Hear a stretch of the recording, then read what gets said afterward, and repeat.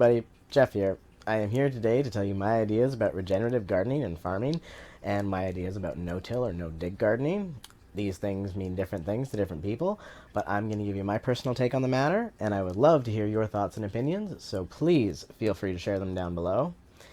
The whole concept about regenerative gardening or farming to me really comes back to what I'm taking out of the soil, I'm going to put back into it.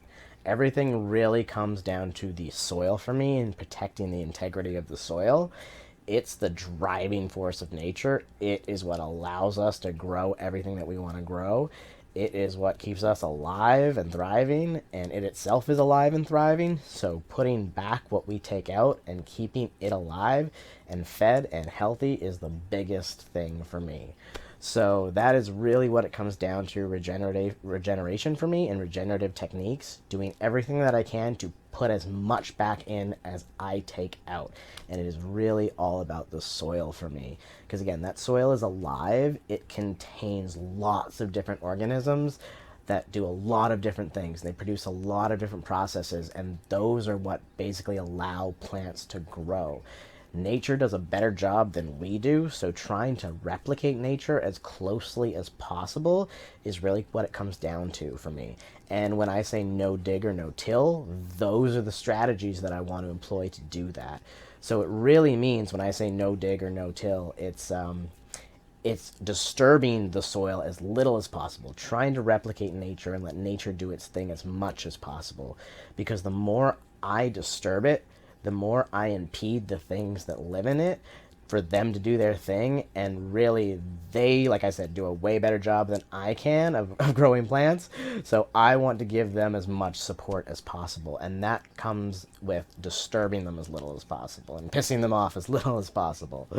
So when I say no dig or no till, I don't mean that I'm never going to dig in the soil, but I'm going to do it in the least destructive way. I'm not going to use, for me personally, it comes down to not using machinery, using hand tools, and trying to do as little mucking around as I can. So if I add compost in, instead of turning the bed over and digging it in like half a foot, I'm going to lightly rake it in, or maybe not even rake it in at all.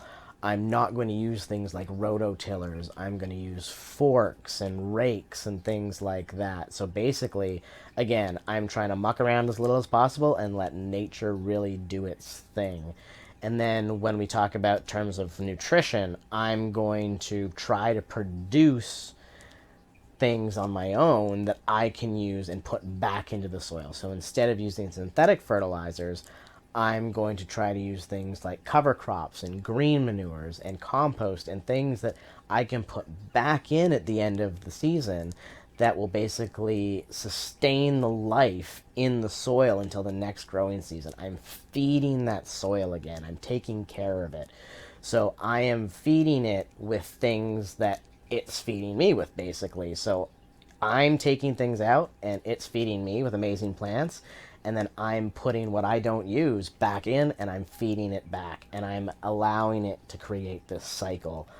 I heard a story on CBC from a traditional farmer who does large-scale farming, and it was really interesting hearing his take on the matter, because it's harder for these practices to happen on larger scale.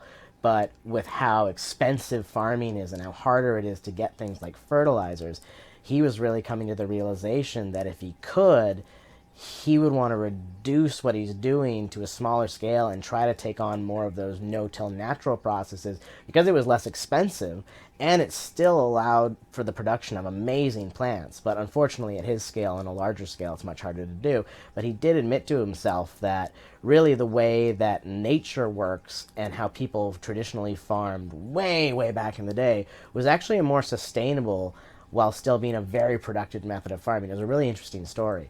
So that was one of the things that I took to heart as I started researching more about no-till and no-dig and regenerative methods. So again, it really came back to letting nature do its thing and trying to replicate nature and really mucking around as little as possible to let it take over. And so that's really what regenerative farming and gardening comes back to me, is I'm trying to put as much back in as I can while still taking out of nature but I'm feeding back into it. I'm allowing that cycle to continue. So that's personally my thoughts on regenerative gardening and farming. I hope to hear your guys's. Feel free, like I said, to share them down below. I would love to hear everybody's thoughts on the matter. So feel free to like this video. It would be awesome. You would be amazing. It would help us out a lot. But please stay tuned for next time. We hope to see you around. Bye, everybody.